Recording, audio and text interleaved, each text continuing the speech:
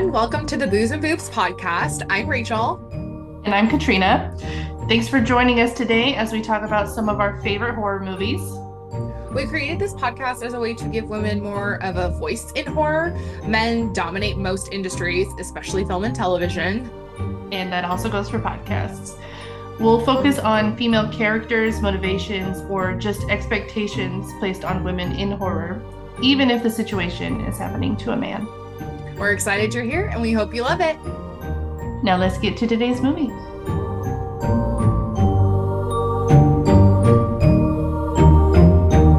Welcome back to the Booze and Boobs podcast. Yay!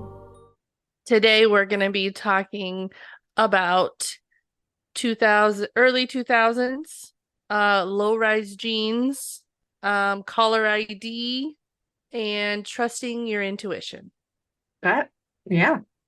All of those points are very correct. AKA When a Stranger Calls. We will be covering mostly the 2006 version, but we will also reference the 1979, the one that started it all. I might give a few anecdotes on the 1993 When a Stranger Calls Back, because I'm the only one who's seen it. And I would argue that it is scarier than the first one. Shook me as a child. Shook. I think that's something about like horror movies from that are older. Like if you watch them when you're younger, like they're much, much scarier than if you're an adult in 2023 watching it from, 1970 or 2006. Yeah. So I think it takes away some of that scary factor. I think one of the things, though, for you, and it definitely like me in a lot of things, but there is so much in horror that I will let slide, and you watch things with such a view of cynicism. That's just my life. I'm very critical, and if it logically in my brain says no, I'm like, don't like it. But this is the thing that we always talk about, where it comes from context, is we have the context to watch these because we've watched everything else. So you just have to go in there and let it go. I go in with the expectation that everybody should be as smart as me. I didn't know one is as smart as you. You are very, very smart. I'm glad we have that on a recording. I had my fingers crossed. So yeah, we're going to go through it. This is my birthday episode. Hooray! Yeah. So I got to pick, and it was kind of really hard to pick because I definitely really wanted to do When a Stranger Calls, but at the time when we were talking about it, and for like the first week of September for sure, this movie was not on anything, and it was so frustrating. And then literally out of the blue, When a Stranger Calls got on Prime. And I was like, don't mind if I Scooby-Dooby-Doo. So it was a birthday gift for me. It truly was. They were looking out for Rachel. Well, somebody has to. Yeah. So like we said, we're going to kind of stick to most of 2006. I think that we said in last month's episode, maybe I cut it out when I was editing.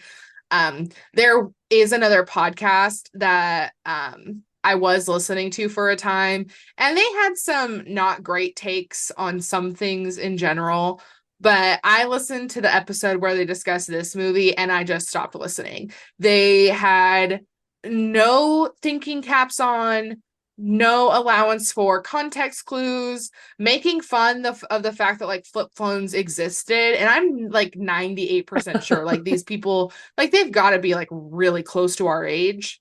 So just the depths of it. And then when they, revered Halloween so well, I'm like, okay, those were different times too.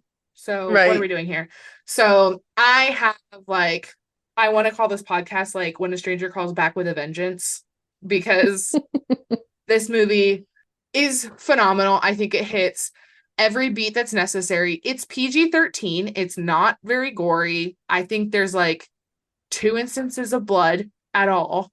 And then it's just very, very tense. And if you watch it and you just let yourself go, it's near perfect. And I won't accept criticism. Thank you. I'm not talking because I don't want to criticize anything. No, just kidding. No, I did like this movie. I think it reflects 2006 very well. And in that sense, it is a little bit like nostalgic. Watching the 1970, is it 76? 79. Yeah, watching the 1979 version, there's no nostalgia because we weren't born at that time. But in 2006, like we were old enough to remember those things. Like my older sister graduated in like 2003. So Hmm. definitely have seen those styles. I think I still was doing that in 2010, honestly. It's embarrassing. What, the jean skirt with like the huge wide belt? Yeah, I once wore a jean skirt with like fleece leggings and Oh, yep. my cowgirl boots, and I got roasted for that. And I was like, I thought it was really cute. I was sad, but I was like, listen, looking back now, I was on point. You were up there. It I was was. before Gossip Girl fashion took over. Mm, never So watched that. I haven't seen the whole thing. I know what happens, and I feel like it's just one of those shows. Like, I started watching it after it had ended, so I knew who Gossip Girl was like from the very beginning. And like I'm obsessed with Blake Lively and Leighton Meester because she was in this movie. Leighton Meester was in a movie I could watch um when I was a kid, like a scary movie. So she was like my beacon of horror when I wasn't allowed to watch horror. So like there's really no excuse for me not to watch that show like constantly, but it is really, really hard for like fat or me to Mm. really give a shit about these pretty skinny rich people for very long. So like I think the most I've ever been able to watch is like 2 or 3 episodes in a row. I'm like, okay, I'm done for a little while. I'm like, I don't Yeah, care. At least with Pretty yeah, Little Liars, there was like murder and stuff. yeah. Something at least intriguing. Yeah. I mean, not to say that people don't die in Gossip Girl, no spoilers, but it was just it's just not like the show for me like it Hmm. should be on paper.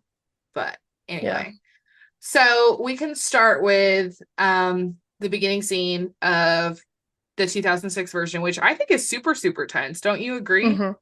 I think the music and then it's like the darkness of the scene of like, oh, it's a fun little fair going on, but we know something like cynical is happening in the background with all of these. There's no witnesses, but they're so close to I what's am going happening. to assume that you meant to say sinister instead of cynical. You got it stuck in my head. You got the word cynical stuck in my head. I mean, Sinister. I Yes. I think that that's what happened, but just for posterity, I want Well, the viewers who listen with their earballs. You know what? We're done. The episode's canceled. No one can talk anymore.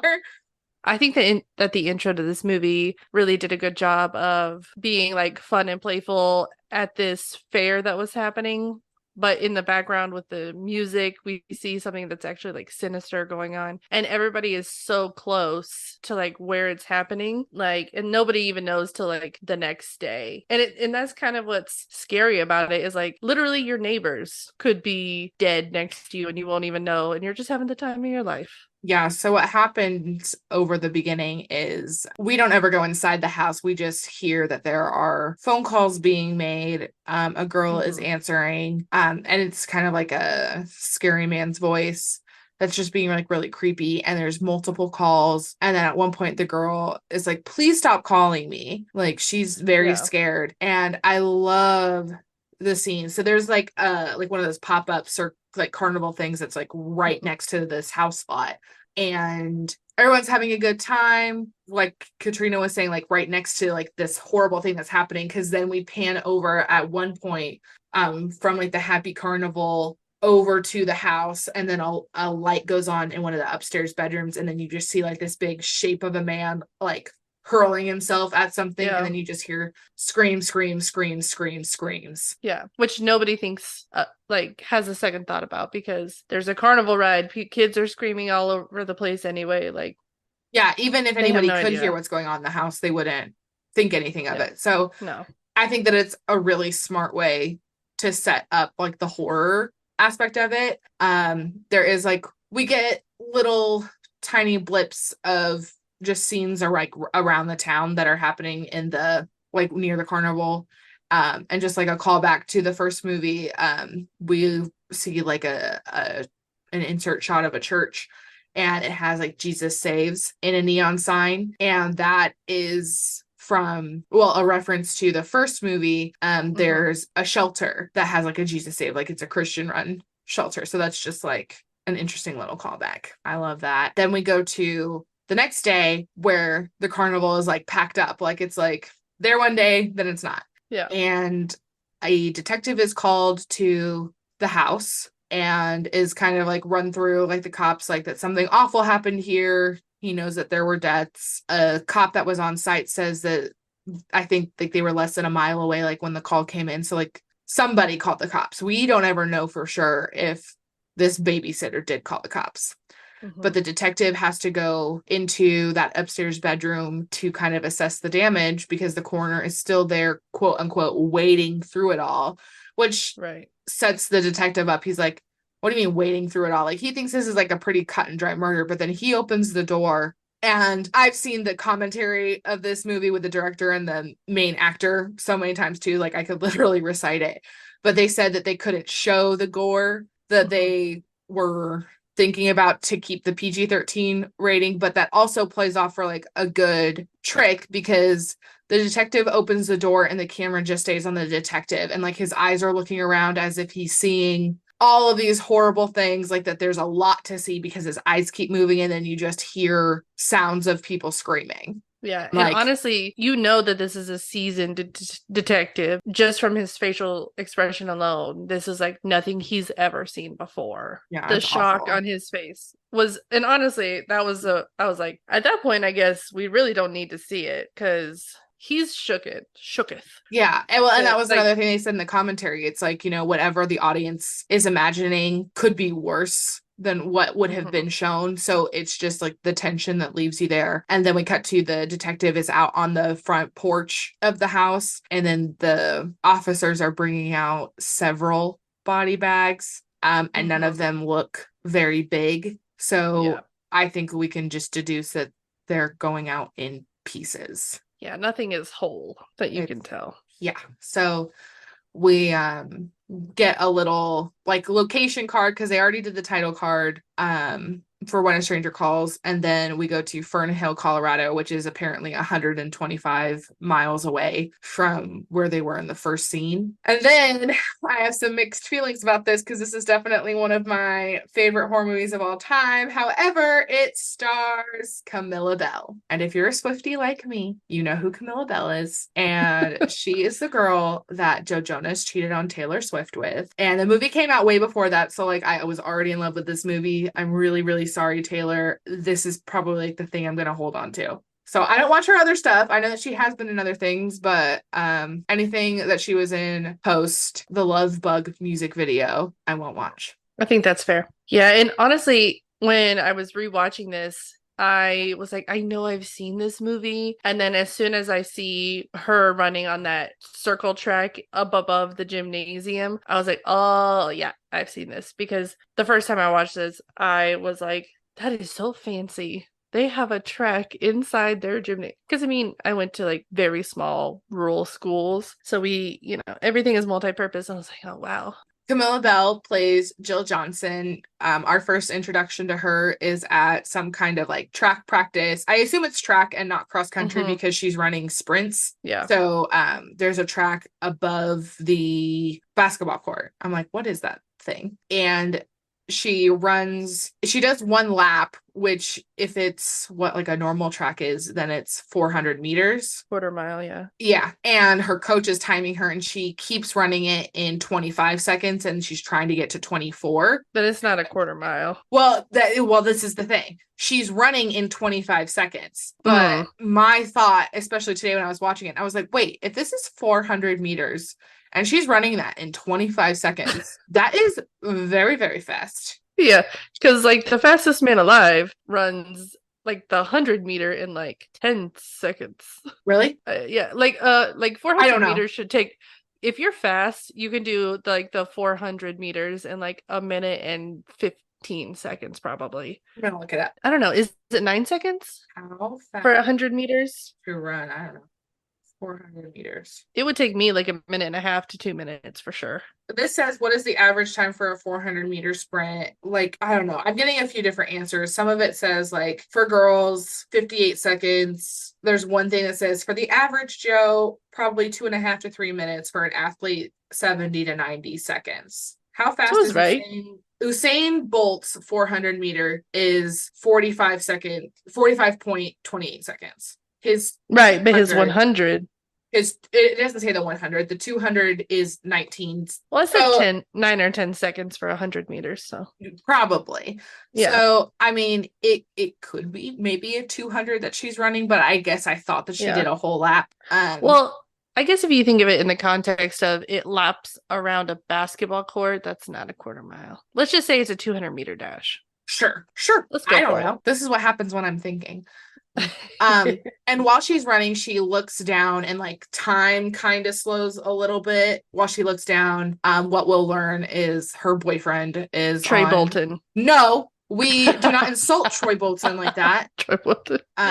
That her boyfriend is on the basketball court and there's some trouble in paradise. We don't know what at this point, but her coach is getting on to her about, you can make 24 seconds. We both know you can. And she's like, it's like I always say, focus on something in the distance. And then Jill joins her and says, and run for it like nothing exists. That is foreshadowing. See. Yeah. So we need to know that she is athletic and can run. And then we go to the school hallway, which this is the discussion in that other podcast that I was like, fuck you guys. I'm never listening to you guys again. We are through. Jill says hi to somebody in the hallway and like she references the kid. Like this guy says like, hi, Jill.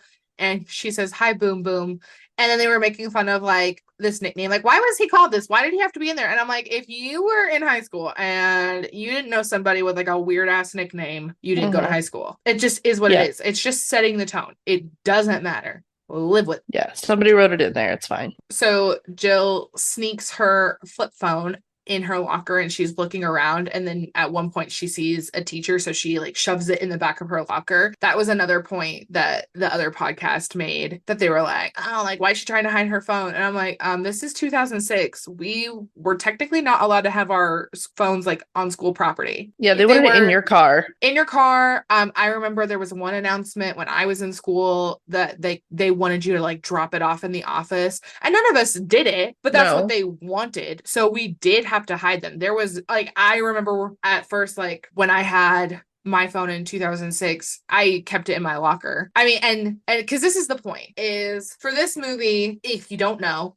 spoilers already about it, whatever. The point of this movie is that this girl has gone over her minutes on her phone bill. So that's why she has to babysit to pay everything off. All of this makes perfect sense to anyone who was like cognizant during that time period. I remember when my brother, like, he sent 7 million texts or something and he got in big trouble. And when calls had to be after 9 o'clock. So the point of making fun of a movie for that, I'm like, that is just literally what happened. So stop. I mean, for me, my oldest sister went over on her talking minutes. So then that was restricted. And then my middle sister went over her texting limits. And so when it came time for me, I didn't get anything until I was in high school, which was like 2009, 2008. And so like 2000, I know. So in like 2006, 2007, like I had a flip phone, but I couldn't use it. Like it was like, call your parent to pick you up or your grandma to pick you up from school. And that was it. I practiced texting on the phone to nobody all through 8th grade. Oh, can you still text in T9? I would be at the table at dinner texting under the table, like without looking. Right. My 777-66-880 for the space. Yep. And my parents were very annoyed but impressed at the same time. So basically, like that's the whole setup of the game, is that cell phones, talking and texting was metered. So it was very important. And another thing, Jill's boyfriend like comes around the corner and is like trying to talk to her at her locker, and she's like, we've already talked 74 minutes yesterday, 126 the day before that, and 256 the day before that, or whatever her number was. And this other podcast was like, oh, like, you know how many minutes you talk? Like, that's such a dumb script. And I'm like, no, we all knew exactly how much we were talking back Well, then. especially if she's in trouble and they're saying you're over X amount of minutes, you're going to analyze, like, oh shit, were we really on the phone that long? Yeah, absolutely. Because I think in a scene that's a little bit later where her dad is taking her up to the house where she's going to babysit, they're like, you went over by 800 minutes because you're allotted a certain number of minutes in your billing cycle, and then after 8 or 9 o'clock your minutes are all free, like nights and weekends or whatever. So Yeah, because he was like, you couldn't wait till 9 o'clock. And she's like, I did. But he's like, you didn't. well, no, And she's like, I always do. And then he's like, this yeah, time you didn't. And she's like, but you know what's going on. So right. we'll get to that point. But In general, she's responsible. exactly. Jill's boyfriend is Bobby. Then we've discovered that another girl has kissed him, and that's where the trouble is. And she's over it, like she's like done with him. And like he's trying to be like, well, she kissed me. And she's like, oh, you let her kiss you, whatever. Mhm. But she leaves him and then goes into this art room where we find Tessa Thompson. This was one of her like first movies. And every time I see this girl, no matter what I'm watching, I mean, I don't watch Marvel, but I know that she's been in other stuff. And it's like a joke with me and one of my friends now. It's like anytime Tessa Thompson pops up with something, I'm just like, she was in When a Stranger Calls. Because she is. And Yeah. I'm like, yeah. So Tessa Thompson plays Scarlett, one of Jill's friends, and Scarlett is saying to Jill, you know, don't take him back. Like that was really shitty that he kissed somebody else. And then Katie Cassidy walks in, and she's in a ton of horror movies, but this was her first movie. So I think anybody now ish watching that would be like, oh, like she's not playing the main girl. And it's like, not yet, not yet. But she comes in the scene, and then it's just really awkward. Tessa Thompson says, you guys, this is so high school, referring to like the drama. And then Jill Hmm. goes, Scarlett, we're in high school. It's a little double standard of Scarlett for her to be like, don't ever take Bobby back, but you should definitely take your best friend back, who's the one that's probably even more of a backstabber at that point.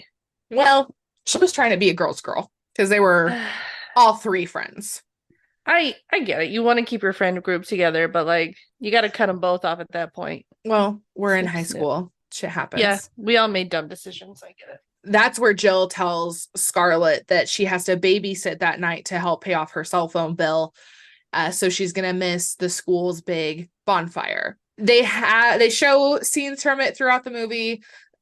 It's got to be like football season or something. So I don't know if it's like homecoming or like just like the state champ. I don't know what it is, but the school's having a bonfire because there's got to be a way for all of Jill's friends to not be able to be with her. Right, not have service, not all of the above.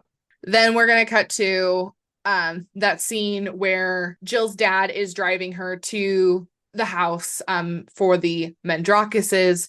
That's the family name that was also the same name from the first movie. So everything that we've seen so far in this movie, we don't ever see in the original, but we're just getting kind of more backstory on Jill and her life and what's going on, because the Jill in the original, you know, was having like boy problems with her boyfriend Bobby Hmm. and wanted to talk to him. And then she talked to one of her other friends on the phone, and she's like, you know, I really like Bobby and I've liked him for a long time. So they just really expounded upon that in this remake just to like create more depth of character. Wouldn't you agree? Yeah, because I think when like just jumping into like the 1979 version, it was like, okay, so this girl is just babysitting for these random people and she's just on their phone the whole time. Um, Which and happens. and I guess the one of the main differences is, this movie is centered around Jill and her story of like what's happening to her in the house, whereas the 1979 version is more of, okay, this happens in the house in the first scene, but then the rest of the movie is, hunting him back down again after he escapes. Mm-hmm. So, I mean, the format and the layout of this movie is definitely different. So I think the backstory is more important to Jill this time in the 2006 version than it is in the 1979 version, because Jill is in the 79 version is in the beginning and in the end. Like she's like the sandwich bread on it.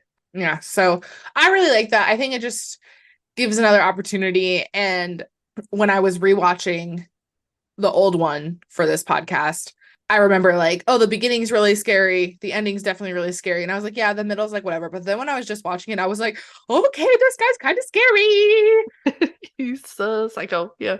Yeah, it's so Well, nuts. So we can kind of talk about it a little bit. well, I think in the middle of the 79 version, I can't remember her name, but the lady at the bar who gets targeted. Tracy, I think Sure. it Lady at the is bar. She's, now. for me, I just loved how like cold and unbothered she was throughout like the most of it, where she was like, ugh, the whole time.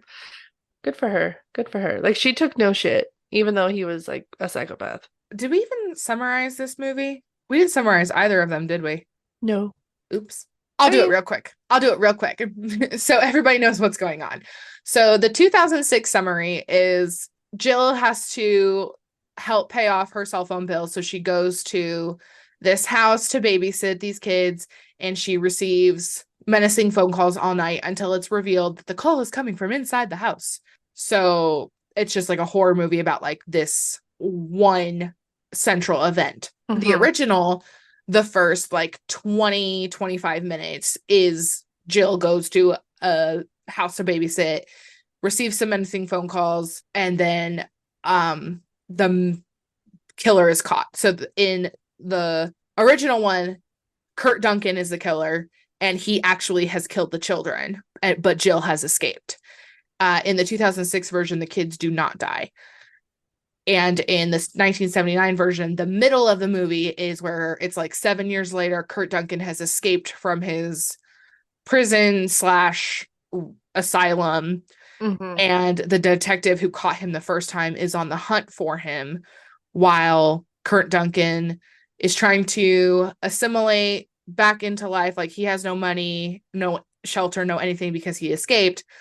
And then he starts terrorizing this other woman who wouldn't give him the time of day in a bar. But then the detective finds him. There's a chase scene. And then the last 20 minutes of the movie is Kurt Duncan has found Jill again and then starts terrorizing her family.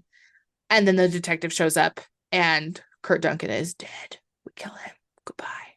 Bang bang. Yeah. Um, and then the old movie ends with like an end shot of like Jill Johnson's house, but then it's like Kurt Duncan's eyes like over the house. And let me tell you, man, that movie fucked me up as a kid. I was scared. And the new one really scared me. I mean, I was young. I was like 13. And I know that other people are like, oh, well, by the time I was 13, I was watching like blah, blah, blah, blah, blah. I don't care. Make your own podcast. This is about me. It's her birthday podcast. You leave her alone. Yeah, it's my birthday podcast, and these movies scared me. The end. So Jill's father is driving her to the Mandrakis' house. Honestly, that's one of those say it 5 times fast. And he's talking about responsibility, and Jill mentioned she's like, well, normally she is responsible, but with this is an outlier of her character because it's not every day that your best friend kisses your boyfriend. At least I hope it's not every day. Well, I mean, can't say it never happens because it definitely happens, but that's It a story for a different kind of podcast. So they pull up on this gated driveway, which has what we see is like an older car, which we find out later is the maid's car, and then a garage. And when Jill is walking up, she basically has to like walk upstairs, around and down to like the main door entryway. And when she gets there, it's kind of in the woods, it's in the middle of nowhere, and it's kind of like an all glass house on like a its own private lake or pond. So Yeah, it's it's like very very nice. 70s modern. Yeah, and it's obviously rich people live here because this is not middle class income level of house. Like No. Rachel and I talked about it at one point. Like there's, Rachel said there's three main characters. It's Jill, the killer, like the phone basically, in the house. And the house is definitely a big role in this. And they do play on that very well. Yeah, Clark Gregg plays Jill's dad, and when they're driving up and they see the house, he's like, "Man, maybe I should have been a doctor." I liked the scene where it was Jill and her dad because, I mean, that's the only time we see the dad except for the very, very end for like 1 second. But it just shows that like the family does have like a closeness to it. Jill was like, I could have driven myself, and or the dad's like, 1 month, no phone, no car. Like that's like the Mm-hmm. deal. And I was thinking, I mean, I don't know exactly how far away the Mandrakis house is from wherever Jill lives, but I'm like, my dad definitely would not have driven me. He would have been like, you have to No. do this. Yeah. Get out of my face. Go away. Yeah, for real. But I do like, that we get to see like her little connection with her dad, but it also kind of sets up later in the movie why he's a little bit unavailable because he mentions that he and his wife, her mother, are going to a quartet. What is it? What is it called? Baroque I don't know. chamber music. Yeah. Because Stuff if it's for not Baroque, don't fix it. So yeah, they're doing something that he doesn't really even seem that excited about. So, No, but that's what you do when you love someone. and when you're at a concert like that, you can't have your cell phone on you, even though he says, call me if you need anything. Well, she Well, tried. yeah, I mean, she does try to call. Like you mentioned, they're talking about responsibility. I kept the quote, because Jill's like, Dad, I am responsible. And he knows, he understands that there's an extenuating circumstance, but it doesn't matter because she still did go over her minutes, and that is very expensive. Yes. So he said, like with responsibility, it's when it's not easy, when it hurts, that's when it counts. Mm-hmm. And it just really sets up who Jill is and how she is going to handle the situation that she's about to be dealt. Yeah. Because I mean, I don't like kids, and if that were me, bye. Honestly, like I did babysit, but not consistently throughout like my high school years, but I never encountered this, so I was thankful for that. I'm glad too, because then Yeah, you might me be too. dead, and then who would I go to Mexico with? I think I would have lived. Well, I would have hoped that I would have lived, but who knows? Maybe. 15-year-old Katrina versus almost 30-year-old Katrina. Who knows what would have happened? Oh, I think Um, 15-year-old Rachel could kick 31-year-old Rachel's ass. I can you make think so? 15-year-old Rachel cry harder though. I know exactly what hurts her. Is it the same things that hurt 31-year-old Rachel? So in this next scene, Going uh, on. So Jill arrives to the Mandrakis house and it's gorgeous. She's greeted by Miss Dr. Mandrakis at the door, and he introduces her to the house basically. well, the mom does. Oh, the mother does. Yeah, the mom comes down the stairs after Dr. Mandrakis like invites her in. She kind of shows her around, and I made a note that like really everything that they set up in the house, they end up using it. Mm-hmm. So they Mrs. Mandrakis takes Jill around, shows her like the kitchen. They pass by, they have this really beautiful aviary with like a koi pond and some little birds in there. She mentions that they have a housekeeper. They walk by Chester, the little black cat, and she's like, he'll probably be there all night, like staring at the birds and stuff. Mm-hmm. She mentions that they have a guest house a little bit down the way, like from the main house, that Dr. Mandrakis's oldest child stays in every so often when he's not at school. And they mention like sometimes he just like comes home and doesn't say anything. Right. Because everything's foreshadowing. There's also like motion detector lights. So when you walk into a room, the light will come on, and when you leave, it'll go off. Mm-hmm. So those are all of the things that they're setting up, which is, yeah, I think, really smart because it is very inane. Mrs. Mandrakis takes Jill into the kitchen and she's like, I remember babysitting, like food's the best part. Cause so she's like, help yourself to whatever you want. And I was looking when I watched earlier and I was like, oh yeah, they've got name brand everything in there. They got it all. Yeah. If you're splurging on your house, you're probably gonna not get the Great Value brand of everything. Well, I Or the don't get the Kroger Great brand. Value brand of anything because I don't shop at Walmart. Rachel's better than us, guys. I am. I am an avid Walmart shopper, but that's also what is available to me. Well, even when you lived here. Once they're getting ready to leave and Mrs. Mandrakis is like, am I forgetting anything? And Jill goes, the children? She goes, Yeah. oh, silly me. Like the most important part of the job, I would hope. But she mentions, oh, I just got them to sleep. They're just coming off having the flu, so please don't wake them, which is also a little bit of a reflection to the 1979 version, because the mother had also said they're asleep, don't bother them if you don't have to. So Yeah. that's the key to these two movies, is the mothers are saying, don't wake my children. It really just gives way to like the isolation that the babysitter is going to have for the time being. Yeah. So the Mandrakises, well, she tells them where their bedroom is, basically, and then they leave. You were thinking about the next scene. Yeah, the parents leave, and then there's like a little passage of time. Like it was like dusk-ish when Jill got dropped off, but now it's like actually nighttime. Yeah. So then we kind of see like Jill's just like a little bit bored. She's tired of like studying or reading whatever she was doing, and then she starts looking around the house, and then she ends up in the parents' bedroom.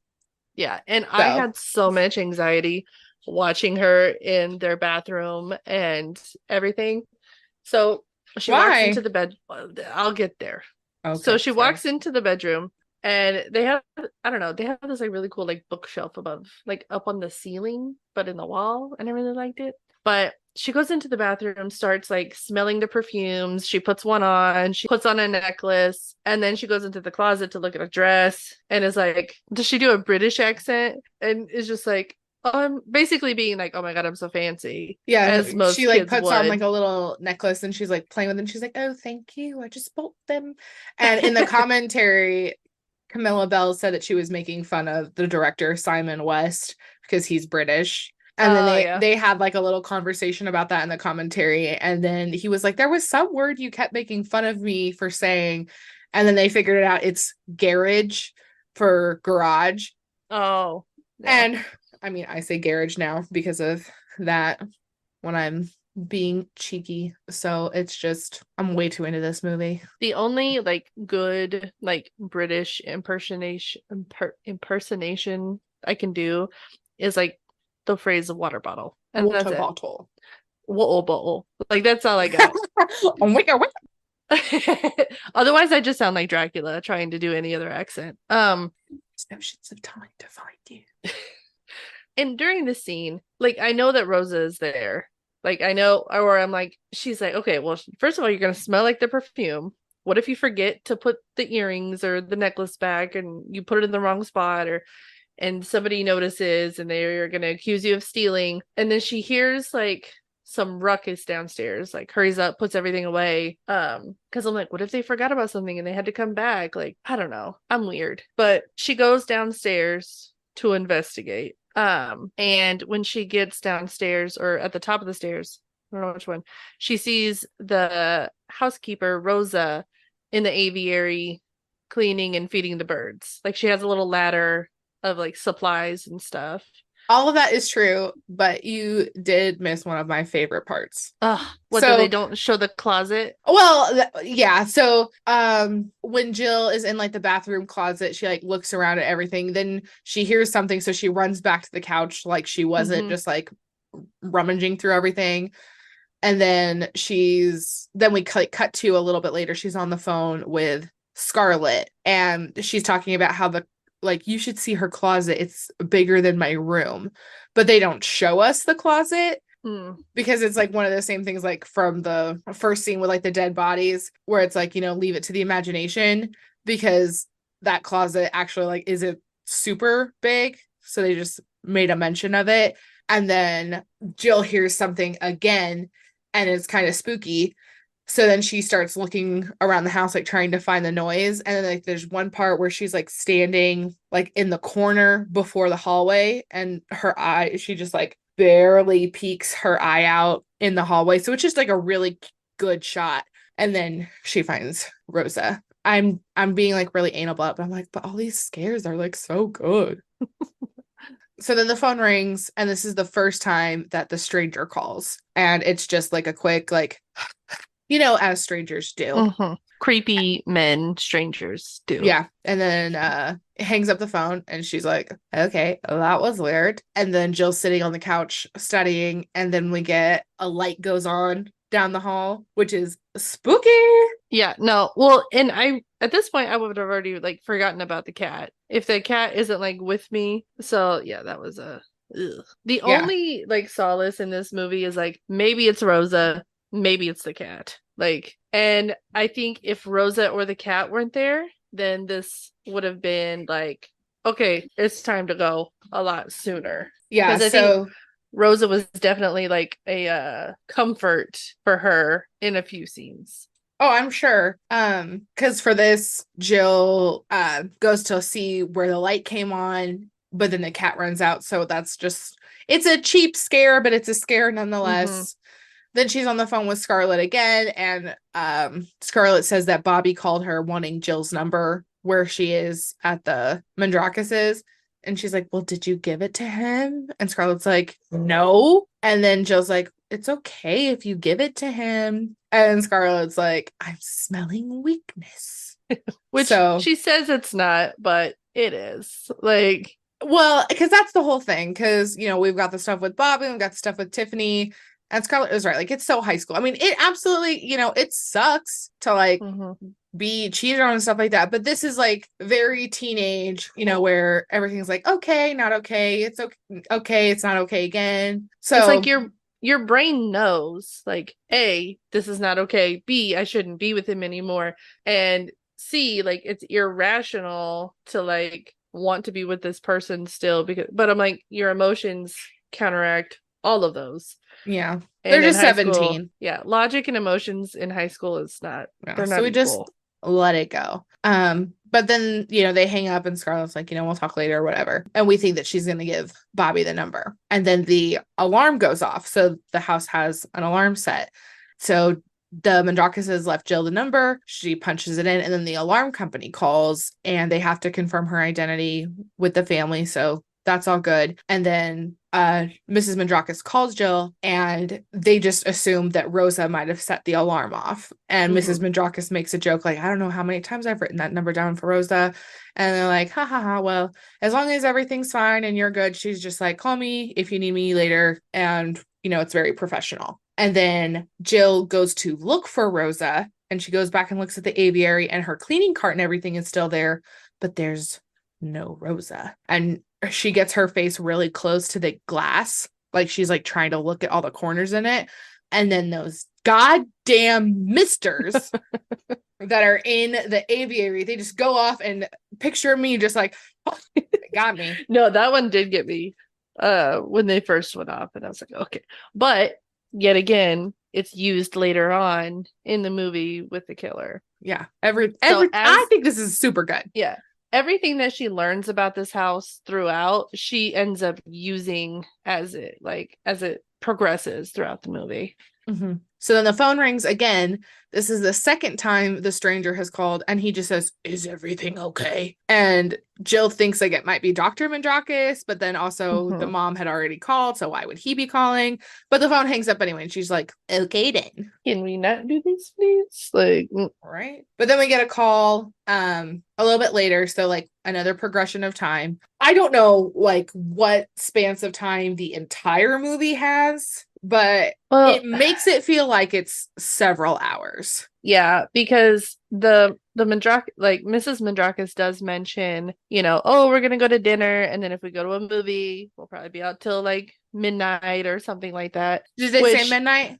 if they didn't, they did it in the first one, maybe. That might be Maybe right. but she does say like, oh, if dinner goes well, we may go to a movie, which I mean, dinner's 2 hours, a movie is two Yeah, because hours they plus probably went somewhere driving. fancy that had like several courses and stuff. And it's not like they're living in a very popular town. So they would have had to No. travel. Yeah, So and the I will people say, know like, them by name. Like when she calls the restaurant, they know them by name. So like there's reservations, there's so a yeah, solid 5 hours 5 hours, plus. probably. So that's I what mean, we're saying. if she got there at 6 till midnight is 6 hours plus driving. So I think it Sure. makes sense. Yeah, give or take. But that and I make that point because there's like several little cut passage of time scenes because Mm-hmm. then we skip around and the phone rings again. And this is one of my favorite parts of the movie. So Jill's like, hello. And then this voice on the other end is like, hey. And she's like, who is this? And then the voice is like, what are you wearing? And she's over it because like she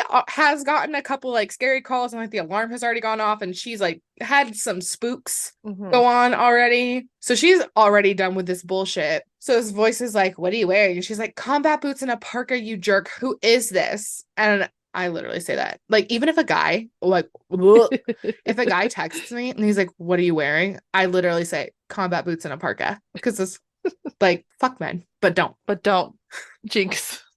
I said first. Like, the voice is like laughing. She's like, this isn't funny. And it's like, yeah, it is. And then It's just a it prank hangs up. call Yeah, from like it's her little high school friends, basically. yeah, so dumb. But it breaks the tension for us a little bit because there have been some scares going on, but it also sets up because like there's a lot of phone conversations that happen between like the stranger and like other people. So it, sets the tone. It's like, not every time the phone rings is like a bad omen. Right. So Jill's over it, but then she hears something a little bit further away and she's scared. And there's this really good part where she goes up to the fireplace and at first she picks up like the little shovel Like thing. dustpan. Yeah, for the fireplace. And she has that, but then she puts it down and then she picks up the fireplace poker. And we're all just Yeah. like, yeah, Thank girl. goodness. So I think that Jill makes a lot of good choices considering her circumstances. Yeah, I mean, she wouldn't have made it very far if she didn't. AKA, she wouldn't have made it. Lived. So she grabs the fire poker and she's like stalking down the hallway, like looking around, seeing what she can find. And then she stops before she gets into the kitchen. And then you just hear like this rattling. And then she looks down and the fireplace poker has been like banging against the door frame a little bit, just kind of like tapping on it because her hands are shaking. Mm-hmm. And I just thought I thought that was really good. Like it shows like she's really scared, but she kind of can control her environment a little bit. And she just takes a minute and then she just like jumps in the kitchen. So then the light turns on and there's nothing in there. But then she hears the sound again, drops the fire poker, and it's just the ice machine. Yep. And then she grabs herself a popsicle.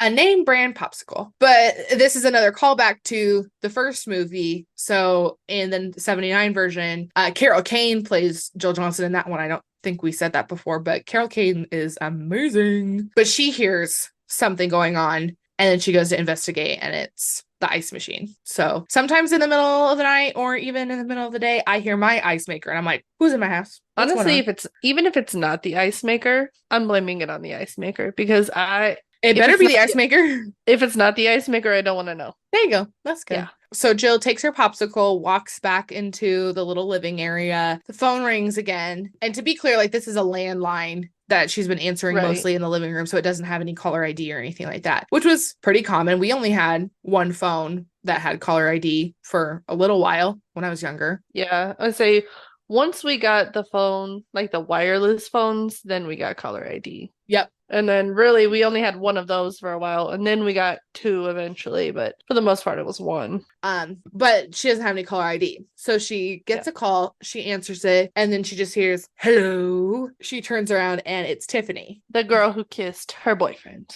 Yeah. Katie Cassidy is in the house. Yeah. So Jill, go ahead. Oh no. I was just gonna say, I think Jill was somewhat relieved it was her, but then also was like, it's you. Because she's still mad at her. Well, yeah, because she heard the voice behind her. So she jumped and she's scared. But yeah, I would do the same thing. Like, well, fuck, if anybody's going to be in this house, at least it's somebody I know. Right. I'm like, even though I like don't like you right now, you're not gonna murder me. She's just trying to be a bad influence at this point. She's coming, oh, just wanted to see if you could leave the children behind and come over, you know. But before that, they were talking about the kiss. And she's like, you know what tequila does to me. And she's like, so don't drink. She's like, fine, I won't drink again. But then goes straight to the bar and it's like, now this is a good tequila. Yeah, she's And talking is about trying to that. get her to drink, trying to get her to like abandon the kids, which she knows that she's not going to do. So I think she's just like messing with her at this point. Jill had asked her how she got in the house, and Tiffany said that the garage was open. So it's my theory that the garage door opening is what set off the alarm. So Jill goes to it and closes it, but then she makes Tiffany leave because she's not going to go to the bonfire and leave the kids and whatever. Tiffany does say this one line because she had mentioned that she had had a crush on Bobby since ninth grade, and they dated for like one whole day before Bobby and Jill got together. And then Tiffany's like, Jill, I'm a bitch. I know that. You know that. Everybody knows that. And I just took that with me in my life. And then I was thinking about it while I was thinking about that line. And I'm like, I really took a liking to all of the characters in fiction that I was not supposed to follow. And that's who I became. I was like, if you're a villain, if you're mean, I'm like, yep, I like you. That's what I want. You seem realistic. I'm gonna go with you. I was like, yeah. I'm gonna make that my whole But personality. I will say, and like this with Tiffany leaving the house is when I truly started to feel like stress. And I think that this is like a really good, like tense scene for sure. So Tiffany gets kicked out and she's got her little purse and her low-rise jeans with the shirt that's too short. And a blazer. Yes. And she hears like what sounds like footsteps. It's like windy. It's getting dark outside. She hears some like wrestling and maybe some footsteps and starts to like feel a little panic. So she walks a little faster, is digging for her keys the whole time. She drops them under her car, trying to hurry. And I was so stressed. Finally, she gets in. And she does check the back seat, which good for her because she does a little like 1-2 check of the back seat before she drives away. And well, she doesn't get very far. No. Well, and then her car doesn't start. And I'm like, oh my God, he messed with the starter. He did something. But then it starts. And then she starts reversing down the driveway and there's a branch in the way. And you can see her mind like, what do I do? Do I run over it? Do I just move it myself? Do I go back inside? Of course, we picked the wrong answer. She got out of her car to try and move the branch out of the road. And that we don't see Tiffany again for a while. She keeps hearing these footsteps though, and I'm just like, move it. Yeah, and I think when we were watching it before, you were thinking like her car probably could have made it, but I don't know because the gate was closed. Would a car have had to have gotten to a certain point before the gate would automatically open or what? Because like maybe if she backed her car up enough, the gate would have opened and then she could have driven forward and then gotten reverse and just like zoomed out of there and would have just run over the branch. Right. But there were like little branches on it that were sticking up. So I don't know for sure. Well, but either way, Tiffany does not leave. No, you tell yourself, oh, I'm overreacting. Just get out of the car. Yeah. And she was not overreacting. That's died. really like the theme of this movie, especially with almost about what's going to happen next. Jill hears a bunch of pounding on the door, like fast, loud banging on the front door. She goes up there thinking it's Tiffany, like maybe she forgot something, but then she opens the door and there's nobody. There's not a particular explanation. I wonder, did Tiffany get away long enough to have been like pounding on the door and then got snatched before Jill got to the door? So then there was nothing there. But I feel like if it was Tiffany, she probably would have been screaming because I would have. So then if it's just the stranger pounding on the front door and then going away, then I feel like those are the only two options for what happened. I feel like it was a stranger. Because A, the screaming, but also B, like it stopped like just before she opened it. So like the timing would have been like had to have been perfect. Yeah, and I don't know where he went because I She's mean, pounding like when she's trying to unlock the door, and there's like a little bit of space for like being around the corner of the front door. I don't know who did it. mm-mm. I don't know how they did Maybe it, he was but like Spider-Man style, like knocking down, like hanging above the door. that is very possible. Because remember the That's rafters? yeah, that's actually very possible. Honestly, I was being sarcastic, but now I'm thinking it could be true. Yeah, because there is a part where we see the stranger in the rafters above the children's bedroom. So like it's Very not athletic. possible. Well, yeah, that could be because I think because the way that the house is from the driveway, there's like a long like porch thing Hmm. that is against a wall, and then you turn right, and then you have like a few steps before you would get to the front door. But Which, then like on the right side of the front door, it keeps going to yeah, go around the corner of the house. And he could have been because that might be like where the entryway, and then there's like a little bit of space, and then the aviary's around the way, but there's like walking space yeah. around the whole aviary. It doesn't have any outside windows. So I don't particularly remember like the height of that part because there is like where the living room is, it's like Yeah, tall. lofted for these huge glass windows. And then the second floor, like there's stairs that go up, but it's not the whole area, isn't like a floor above Right. it. So it could be that it's, if you're in the living room and then you go down to the front door, he could have been on top of maybe that part and like banging that way. Unless there's like, I think, I don't remember for sure, but like the front door, like the entryway doors, from the outside perspective, does it wrap around, like walkway around the house? I don't remember specifically, but It does. yeah. So he could It have it just does gone up like, until where whoop. the windows are. Yeah. So it could have just been like a whoop. He could have been above it. We don't know. Yeah, I feel like he wouldn't have gone from the front door straight back to go to the Mm-mm. path. I feel like that's too far. Yeah. So he would have been either above or really quick to go off to Yeah. the side. Because they do show when Jill opens it and there's no one there, we get another scene like from the outside looking at Jill, and there is like dead space next to the door, but there's no stranger there Yeah. because she looks at So, it. So he's above or he's off to the right. and rightfully so, she is terrified.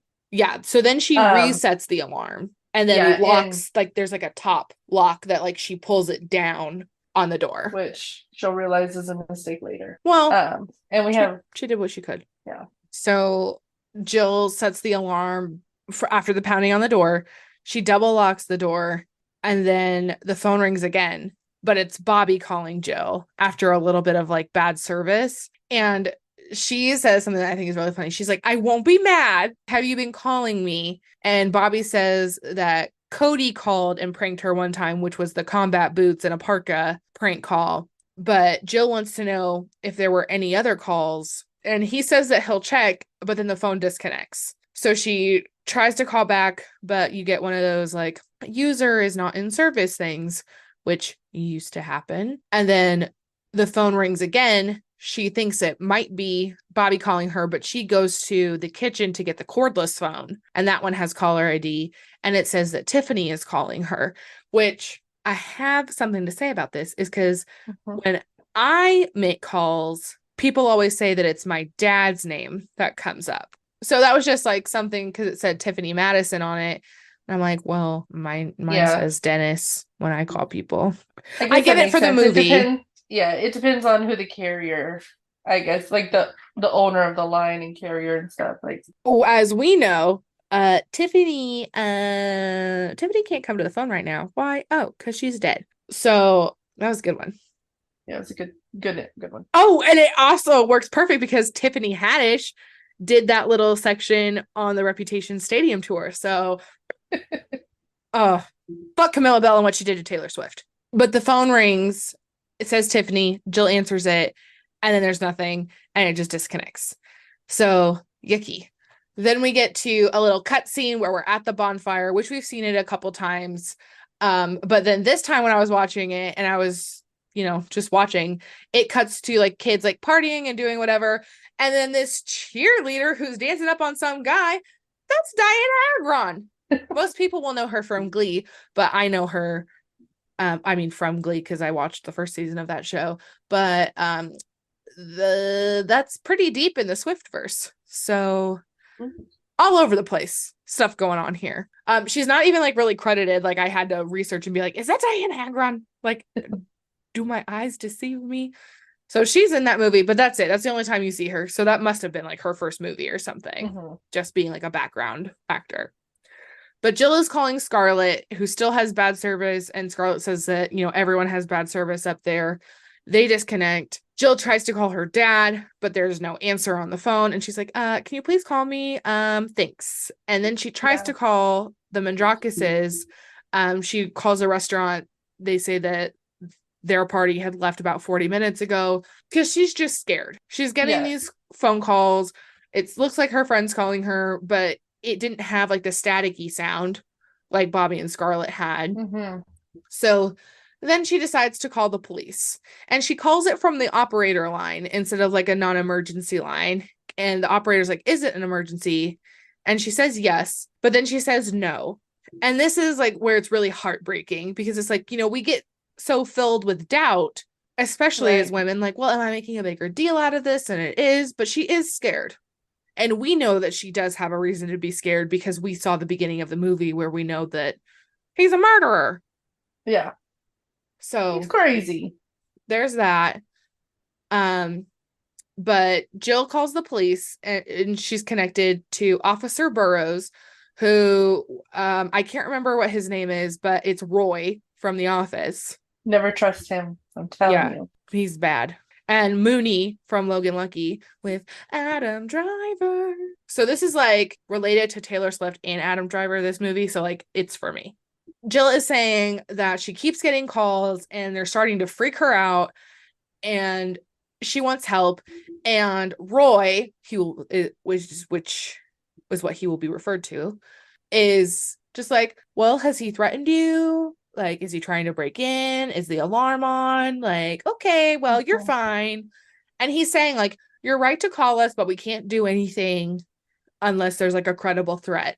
And I'm like, this is like a 17-year-old girl. Can y'all not do something? And then this is like when we did Creep. And Aaron's like, I'm being stalked. Like, I'm getting stuff sent to my house. And he's like, well, there's no threat, so we can't do anything. And guess what? These motherfuckers are dying because of that.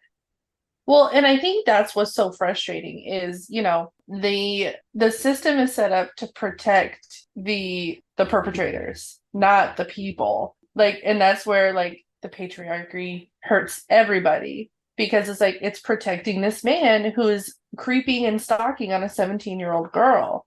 Like, and I'm sure a lot of the laws have changed. Like, I think I Googled it and it's like one call can be considered harassment now if it's unwarranted, unwanted. I guess it probably depends on the state that you live in.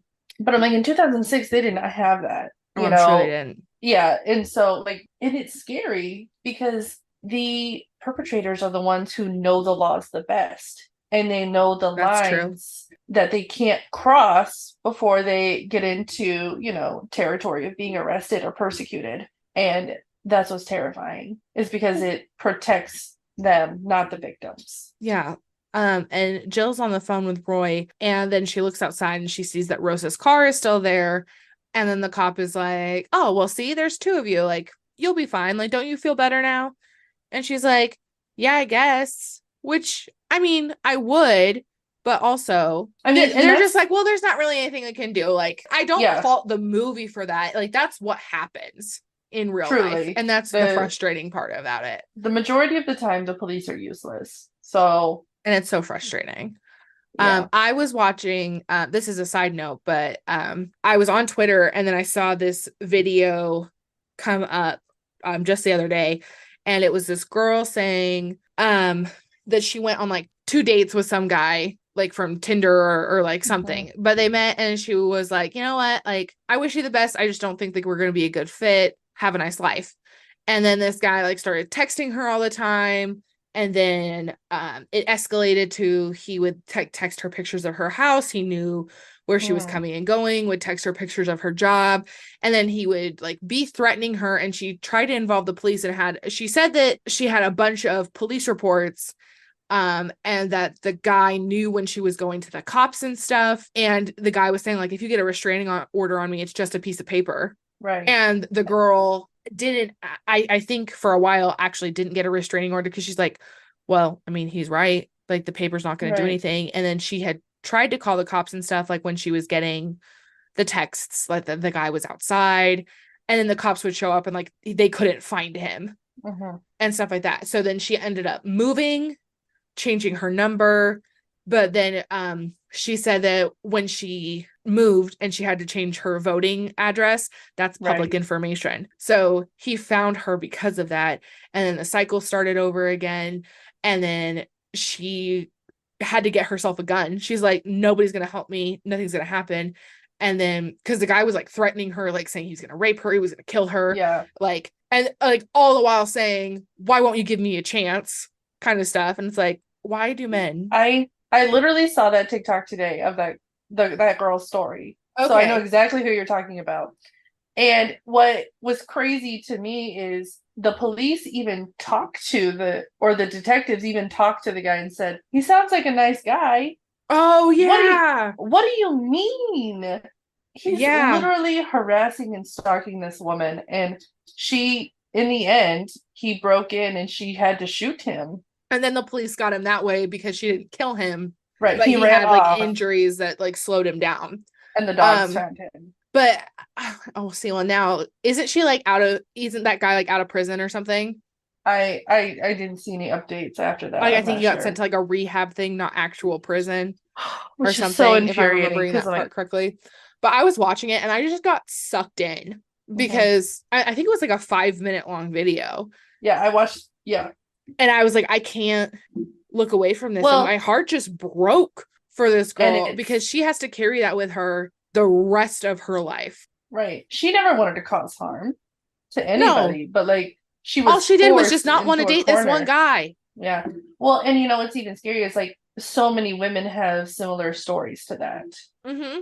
It's just awful that these situations happen, Well, but period.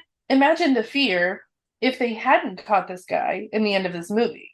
You know, Yeah, like also for the that. rest of your life, like this guy knows your name, he knows everything he needs to know about you to Well, and stalk you that's and the follow thing, you. like with the first one, is I don't think that Jill, 7 years later, knows Right, that he that got Kurt out. Duncan has escaped his institution. But after like we have like the little middle of the movie of him avoiding the detective, he finds Jill because she had like some newspaper clipping Mm-hmm. of like she like was like a gallery owner or like a real estate agent or like something where she had like Right. her picture and name in the paper, and he found her that way and just went to go finish what he started. Which, as the like, why did law enforcement not notify her right away? Like, why was she not at the top of the list of like, hey, this man who called, harassed you, and said, "I want your blood all over me," um, he's loose now. Be cautious. Why I did they not have someone protecting her? I can't remember. So in the old one, the detective who caught him the first time had left the force, and Mm-hmm. then another like beat cop at the time was now like higher up in the police force, if I remember correctly. The detective who left like had like a chip on his shoulder because this was like, a case that traumatized him. He found out that Kurt Duncan escaped, went and told like his old buddy. He was like, I'm gonna find this guy and like I'm gonna kill him. Yeah. Yeah, So I remember him saying that his whole goal was to just kill the guy so that he could never do it again. But I even in can't that I can't process, like remember if they had said if they were gonna tell Jill or not. I don't I don't remember. remember. If they Expl- did, then they might have just been like, it's been so long, like we don't need to like scare her, but I don't remember that conversation. I think if they told her, she never would have even left that house to go on Oh the my gosh. exact and done the exact thing that happened when she was babysitting. Like the parents going out to the restaurant, the kids going to sleep. Like they were recreating the very beginning of that movie, and I was like, please. don't do this to her. Yeah, because Kurt Ugh. Duncan sees Jill's picture in the paper, and then her husband had gotten like some kind of promotion, so they were going out to a dinner, left the kids with a babysitter, which I think like just I mean, that girl must have had some good therapy or something, because I don't think I could ever have kids, leave them alone with a babysitter after what happened there. But Well, and in she addition to got over that, it. like the phone rang and she had no reaction to it, and I was like, good for her. Good for her for not like being terrified of answering the phone or having your children answer the phone. Oh my gosh, can you imagine like that happening to you in 1979, but then like living now, which Carol Kane is still alive, but like having that situation happen to you in 1979 when it really was just like home phones, and then living now where we all carry our phones and our phones are ringing all the time. I would be in an insane asylum. I'm like, I never want to hear another phone ring ever again. Nope, nope, nope, nope, nope. Very scary. Back to She gets 2006. yes. Just 2006 Jill gets some semblance of comfort from thinking Rosa is still in the house. Officer Burroughs, aka Roy, tells her, call back if it's still happening, let us know if it escalates any further. And Dumb so, stuff. yeah, she hangs up and then we get another phone call. And this phone call Well, is, she first goes running. She looks around the house. She gets Rosa's number oh, and she's okay. trying to call Rosa because she thinks that she's still there. And she hears the phone ringing. And then she ends up finding Rosa's purse and keys and phone in some little closet. Mm-hmm. And then she goes to look at it and she's like, okay, well, this is the phone I've been calling. Like, where is Rosa? But then this like door that she had opened like closes behind her. And then why the fuck? Who hung up like this hat and coat and stuff behind the door so it looks like there's a man back there? That part got Horrified, me. Yeah, terrified. I was like, so yeah. scary. Well, and it's like that only happens in the movies because I was literally watching The Color Purple yesterday. I was showing Yuri the movie, and in the part where she's looking for the letter, she turns around and it's a coat with a hat on top, and she gets scared because she thought she got caught, but it was just a coat and a hat, and she just shoves it to the side. But I'm like, this nobody has things like that in their house, or shouldn't, at least. I mean, Stop doing things at that. my house scare me for sure, but I don't have my hats are arranged differently. And then there's the part in the commentary for this movie. The director's like, and now we're in for like the legit scares. So like pretty much everything from this point on is like no more red herrings. Right. All It's scary. real. So the phone rings and then we get the iconic line, have you checked the children? And it's interesting. I think that this movie plays out really well to use that because in the first 20 minutes of the original, Kurt Duncan calls and says, have you checked the children a few times? Right. And Jill, 1979 Jill, never checked on them, which Saved her life, essentially. it saved her life. And those kids were dead. So, Mhm. uh-oh. Oopsies. But this movie, Jill does go check on the kids. They're sleeping. And then she goes back downstairs. The phone rings again. And then the voice says, how were the children? So Jill is terror just shoots across her and then she calls the police back right away and says that the guy can see her. He knew Yeah. when she went upstairs, she had shut all the curtains on the windows. And then Roy? Or the doors locked? Oh, then you're fine. If he wanted to be in there, he'd be like, that's not comforting. Are you It's not kidding me? comforting. And then Roy asks her for like the address and everything because they'll set up a trace on the phone line if she can keep him on the line for a minute or longer. And she's like, he doesn't stay on the phone for more than a few seconds. And he's like, just try. So she does try. And he's like, well, if I can send a car, it'll be at least 20 minutes. And I'm like, Send it. Send it. I'm like, What do you send a mean? car anyway. Yeah. Like, because especially like she said, like the guy is outside, like that he can see Right. her. He knew when she went upstairs. Send the car anyway, because maybe if nothing else, it'll just spook the guy and make him go away. Right. Like, if you really Because think that there's nothing that's gonna happen to this girl, why not just give her some level of comfort? well, Why? and I Why did think you have to be a like dick? when she gives him the address, he says, "Oh, I know where that's at." So if you know where that's at, you know she's in the middle of nowhere with no neighbors.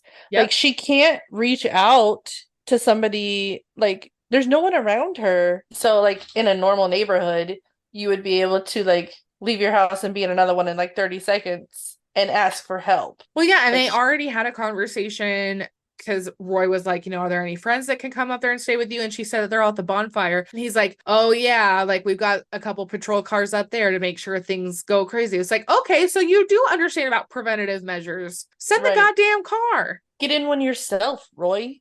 Oh, Piece it's of so shit. fucking annoying. I But mean, if given his character, being engaged to someone for 3 to 4 years, it's gonna take him a while to get to the house. ugh, yeah. Ugh.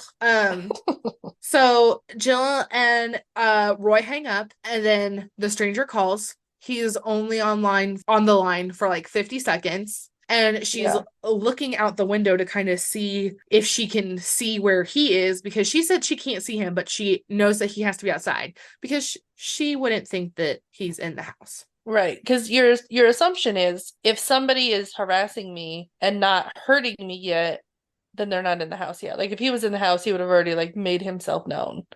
Yeah. Like that would make sense to me. But good for her for knowing how like practicing her little stopwatch thing on her thing. I was like, I oh. know everything because she had her stopwatch in the beginning when she was running. Mhm. Everything in this movie pays fucking off. This is a Yep. great movie. Unnamed podcast. So she sees a light in the guest house turn on when she's checking through the curtains to see if she can see the man. And she remembers that the phone number for the guest house is on the refrigerator. So she calls the guest house to see if Todd is over there and she just gets a voicemail. She leaves a voicemail, trying to be like, hey, can you come over, please? Because I'm scared. When she said on the voicemail that she had called the police, and then I have thoughts about this because the light goes on. She calls because she thinks somebody's there. She leaves the voicemail that says that she called the police and asks for Todd, quote unquote Todd, to come stay with her until they get there. And then she sees the shadow going over the window. It goes one way and then it comes back around. So she knows for sure that somebody is over there. But we know it's not Todd. Right. But just in general, I wonder the stranger could have at that point, I know that, this wasn't in the script, but he could have been like, well, I've been invited over there and she doesn't know who Todd is or what Todd looks like, so I could go over there. But that's not Yeah, what but I happened. think no, but I think he knows he's probably too old to pass for a college student, maybe. I mean, probably, but if she opened the If he, door, then yeah, invitation accepted. too late. Yeah. But that's when she decides to run to the guest house. So she grabs a candlestick and a flashlight and turns off the alarm, unlocks like the side door, back door, whatever it is, and then takes off running. She sets the alarm again when she gets outside and takes off running. So we have been set up that Jill is an athlete. Oh. And throughout this whole movie, like I feel like the weather changes a little bit. Like it started out, it was fine, but then like when we saw the outside with Tiffany, it was very dark, it was getting windy, and then now I feel like it's even windier. So like I feel like as the story progresses, like the storm definitely progresses because it does get very, very windy outside. So Yeah. she's booking it through like this little dirt trail, which good for her for picking the right trail because it was longer than I thought when she was running. Yeah, I mean, it's like the length of the lake or something. Yeah. So she makes it to the guest house and she gets inside, but nobody is there. And then the stranger calls and stays on for longer than a minute. And she's like, gotcha. But then she looks down at the phones because she took the house phone with her just in case like somebody called. And she realizes that the phones are different and that the number is different. So it didn't get traced and broke her heart. The For way sure. that like my stomach fell into my butt at that point, because she's like, you called the wrong phone line. And I'm just like, oh.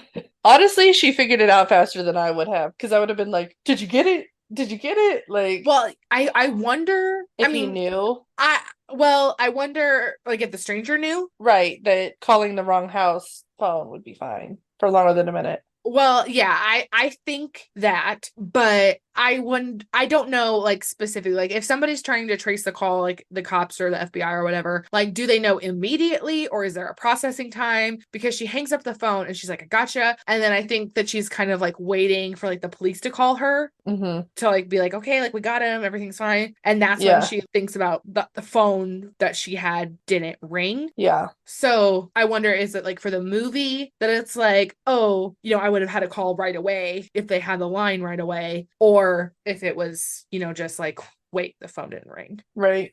But I tell you, so she has to run. Well, before she runs back to the house, she looks out the window again and she sees the light come on where it's supposed to be like Rosa's little suite Mm-hmm. in the main house. So she's like running back because she thinks Rosa's still in the house. And Right. I swear to you. So the first time I watched this movie, like I borrowed my friend's DVD for it and I had to stop the movie and like go sit out like in the living room with my parents for like a half hour. I was so fucking stressed out about this girl's journey and like everything that was happening to her because like I had like my windows closed and it was dark and my door was closed and I was like laying on like the end of my bed like right in front of the TV.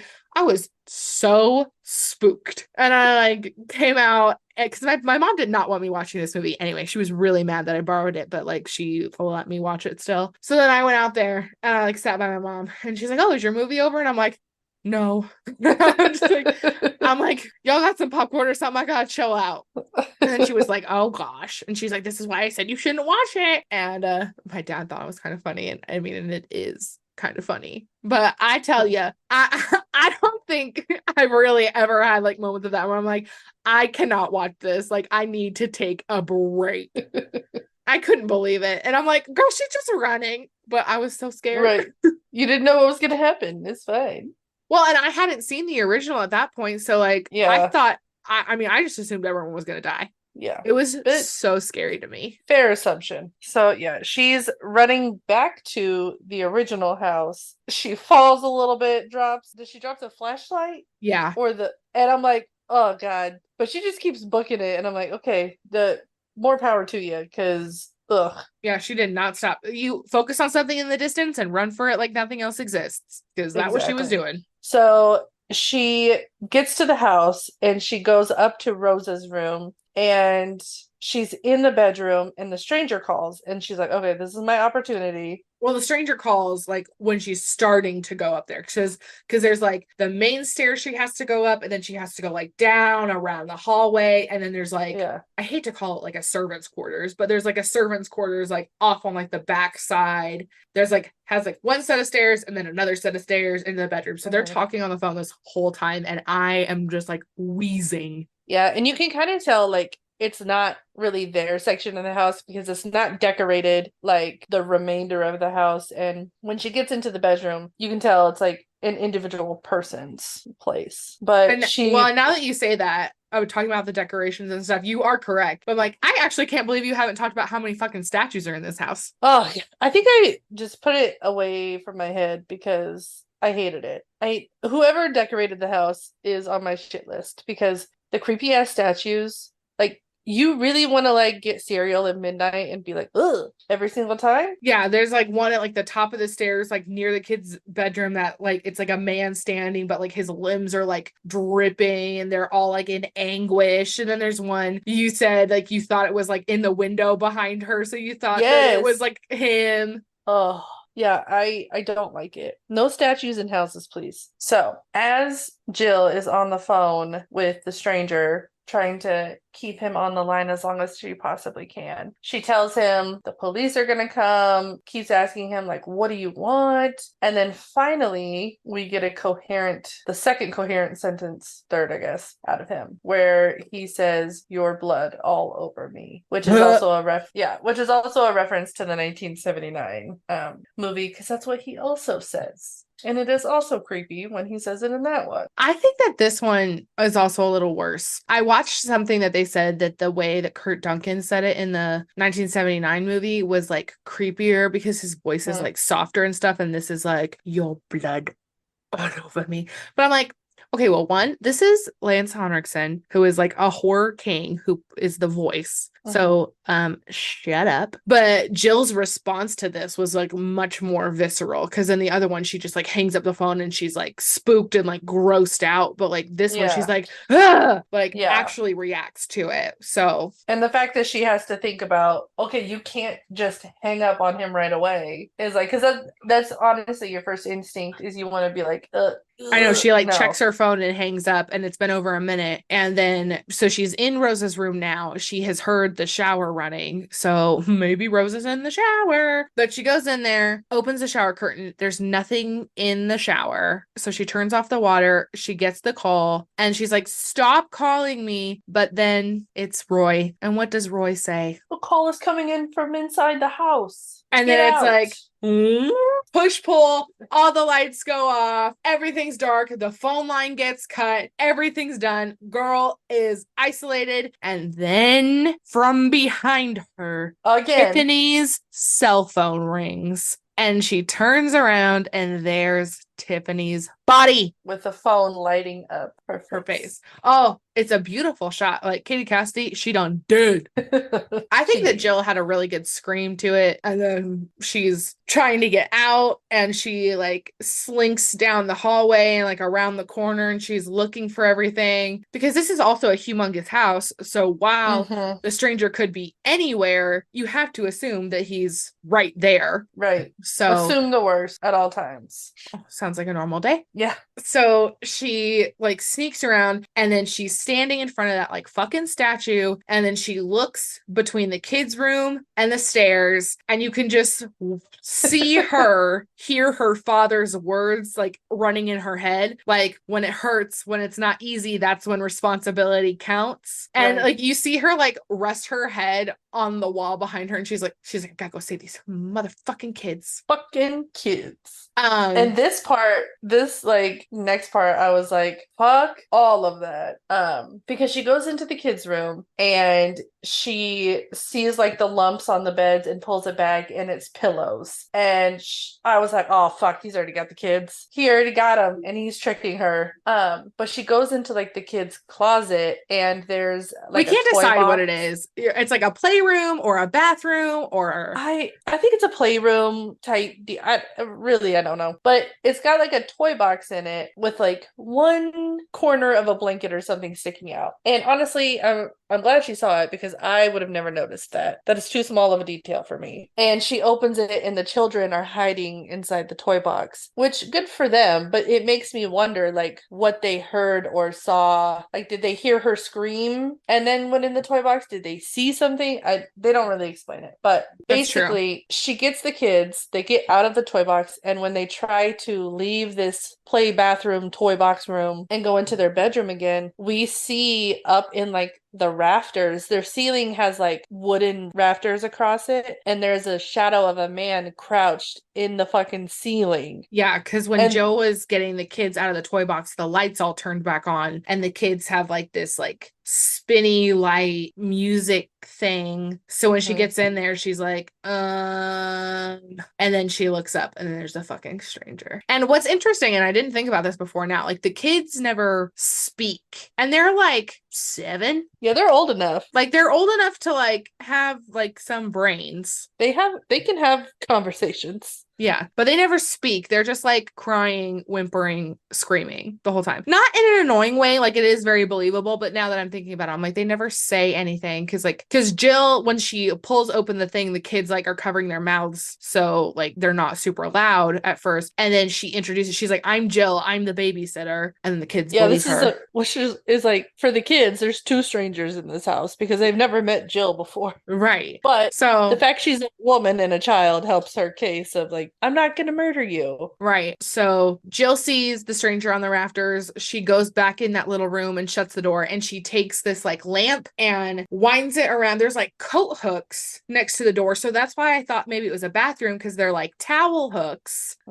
But then there's like that big toy box in there. And we really don't see anything else in this room. Yeah. So other than like the little window at the bottom. Yeah. So we don't really know exactly. But she takes this lamp and ties it between between the little coat hook, the doorknob, that's like one of like the long handle doorknobs. It's not like the round Mhm. doorknob. And then the little door hinge. So she's like three-way tying it like all together and then there's like banging on it, like the strangers trying to get in there. And there was something from the commentary, like Camilla Bell actually tied it so tight when they were filming it because there's a little window into the aviary that Jill tells the kids to go through while she's tying the thing. And then the strangers on the other side trying to kick the door down. And then we end up seeing him like give it a good like 3 or 4 big kicks before he can get it open enough. But Camilla Bell tied it so tight, like it wasn't supposed to take 3 or 4 kicks. She said fight or flight survival kicked in. Like, yeah, she wasn't acting anymore. She was like, this is yeah. real. I know that this movie came out way before the whole Joe Jonas Taylor Swift thing, but she was pre-preparing for what Swifties were going to do to her. Although honestly, she got off way easier. We can talk about Better Than Revenge another day, but I will only sing the original version of that song. Moving on. So the children escape into the aviary through like this little rectangle window at the bottom of the floor, and Jill follows them, and Jill pulls the kids like over to that corner because all the lights are moving. So she thinks that the lights are turning on and off where the stranger is walking in and out of rooms. And then like the stair light comes on, but then it's just Chester on the stairs. So then Jill has like this moment where she's like backed up against the opposite wall and she's like, oh shit, if the cat's there, that means, and she turns around and then the stranger's right behind her on the other side of the glass. Jump scare. Yeah, jump scare. And he like puts his hands up like on the window, like framing his body, and then he just like slides them down the window, and it's scary. And then she remembers, oh hey, the misters work. So she turns on the mister, and honestly, you can't see anything. Yeah, And it goes like full power. The children are hiding in like the corner behind some bushes, I think. And so she gets into the water to hide under this like little bridge. And as soon as she gets into the water, we find Rosa, who is weighed down with some rocks. And she does like the underwater scream thing. I'm like, yeah. And I thought that it was really good that she got in there because like as she's like sinking down in the water, the camera like pans down with her, and then there's like a little fountain in the foreground. So it's not like she's getting in and disturbing still water. It's like the water was already moving. Yeah. So I thought that that was a really smart shot. Yeah. And so she's kind of like, she has her head out of the water under the bridge because the mist is still going and she can see his feet moving. And then she sees the children and she's trying to wait until he's far enough away from the children. And then she finally tells them, okay, go. But yeah, because he left the like aviary door open when he came in the aviary. And the worst possible thing happened, and the sprinklers stopped, and the children ran out screaming. Well, one of them like stepped on like the little gravel thing and it made a noise. So he saw them. Yeah. And so they booked it out of there. And they couldn't escape because Jill put the top lock on the front door. So they're like trying to jump to like unlock the front door. And I'm like, are there no other doors that you could go out of? You can't find a stool. Do like the 2-person, like I know they're kids. So they panicked, but yeah, it's so sad because you're like, no, like the thing that was supposed to protect you. Yes. And so in the instance of this, the stranger finds Jill under the water and is like, it's a pretty cool like fight kind of scene because he's reaching under the bridge as she like ducks him and like he's trying to grab her from each side. When she's under the water and she notices that he's like all on one side, she kicks it and flips him into the water. Mm-hmm. And so she gets out and tries to run away. And as she's trying to get out, he grabs her hair. And then she's closing the door on her hair so that he can't get out. And the pain. Yeah, it's a really good shot. The roots came out and all with that chunk of hair. She's got like the door shut behind her, like her arm behind her back, like fiddling for the lock. And she like can't move because he's got her hair. That ripping sound. Yeah, I know that shit hurt. I mean, honestly, her hair is thinner than ours is. but I feel like you ripped my hair. Like it was a chunk. And then there was like the director's commentary. So he's banging on the door trying With to her break through the hair. glass, and her chunk of hair is in his hand. I guess like it wasn't necessarily in the script that he bangs the door with her hair in his hand, but it was like just the shot that they got. Hmm. So it adds to it a lot too. Yeah. So Jill's running around trying to find the kids. She did go to the front door and like undo that top lock. I wish she would have opened the door, Right. but she didn't. Take a step away. I wish she would have run out, but she didn't. She had to go find the kids, and there's like banging, and then like the music has like strings, and it's getting like dun dun dun dun dun dun dun dun, and she's running around like trying to find the kids, telling them like we have to go, we have to go. And then this is one thing. So she's running all over the bottom floor of the house, and then she goes into the parents' room, past the bedroom into the bathroom, and then she opens up like the closet doors. There's no way those closets that they show are bigger than her room. So that's just No. like a little thing where like in the beginning of the movie it worked because we didn't see it and it was left to our imagination. But now I'm like, okay, you showed me, and I know that that's not the part of the movie I'm supposed to like be taking away in this moment, but I know. So when she's running out of the parents' room, this was something from the commentary too. It's like the music has gotten like so intense that you don't necessarily realize that the banging has stopped. So Jill runs back through the living room, and then she's looking on the stairs, and then she sees one of the birds that was in the aviary, and she like stops and looks at it, and then she's looking around, and then she finds like a little alcove where one of like the floor window things was busted out, and then there are a bunch of birds coming out, and then Chester is eating one of the birds, and it's really sad. Poor birdie. I know, but and there's also like water on the floor, so you can like see his like footsteps out of there. So you like yeah, so he's out. It's a You really know. good like fake out. And then Jill finds the kids in the fireplace. Idiots. I did see. I mean, it wasn't the first place she looked, so I mean they hid. True. I saw one person's review of this, and I thought it was kind of funny. They were like, listen, I yelled 2 times, you don't come out, I'm gone. And I was like, honestly, That is so funny that you say that, because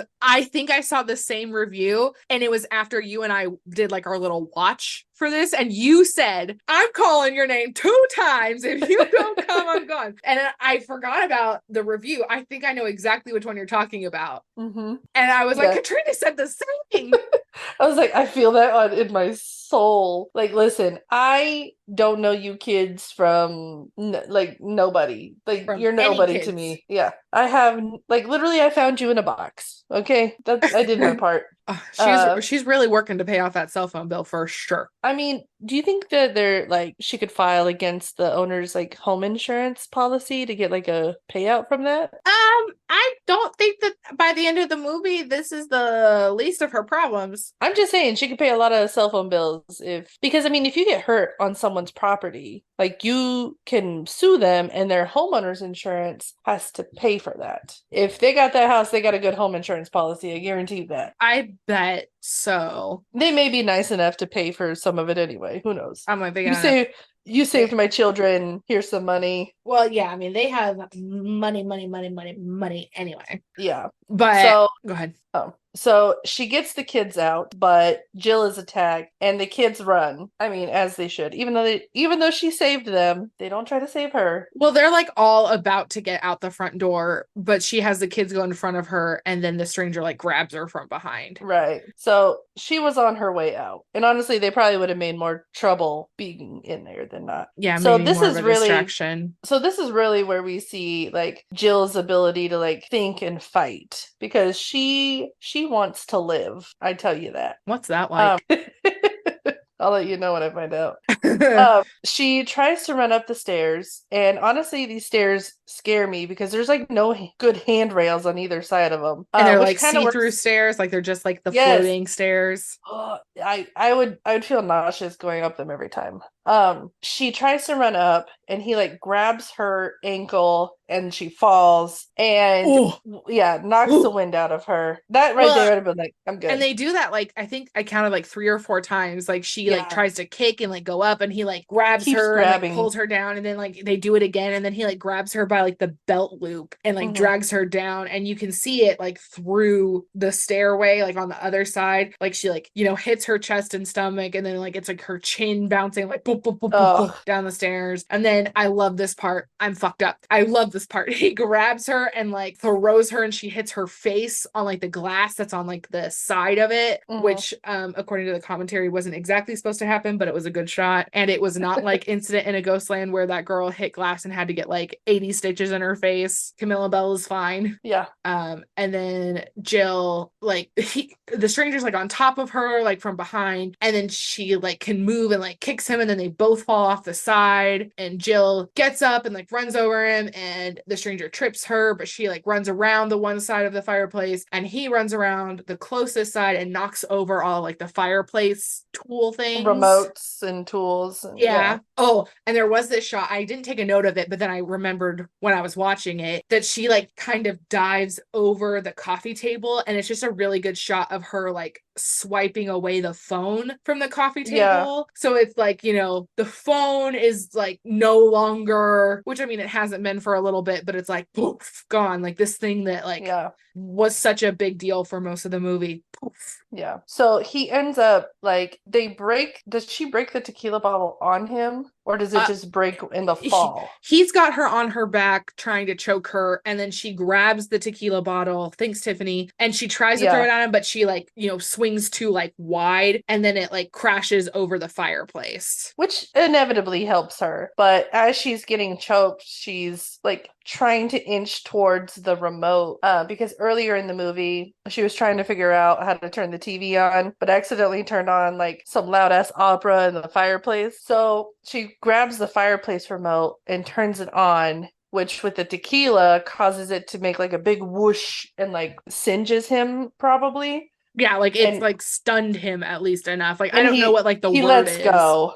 Yeah, but he lets go basically of her, and in that she's able to get up and grab the fireplace poker and like stabs him in the hand with it, which Don't. I'm just gonna say double tap. That's all. But I get it. Okay. Not everybody's a killer. Double tap, I can kind of get. I thought you were going to say like stab him through like the neck or head or something, but my idea of that is that fireplace poker is only a couple inches. So stabbing I'm through his hand, like, stakes him in at yeah. some point versus like Which stabbing him and like maybe it doesn't stop him enough. I just had this thought of like, if she had a different sport, that would determine how she ended this fight. Because Oh, personally, I played softball. So in my hands, that poker is a bat. yeah. Like I'm hitting him upside the head with it like a bat. I'm not much of a stabber person. But for her, track, it's basically, I just need to run. So she's making it to where she's buying herself time to run away because that's what she knows what to do. Like she knows to run because that's track. She runs. That's very true. Yeah. So she like stabs him down, and then there's like a thing from the commentary. It's like she like brings it down with both hands, and then she's like holding on, and then like lets go for a second, and like looks at it. And I remember the director being like talking about like the mentality and about like what the actress did, and it's like it plays off really well because it's like one of those things where like she's even stunned at like her own action Mm-hmm. about it, but then she gets up and takes off, and then it's like like a slow mo ish kind of a thing, and then she runs out the door into Roy.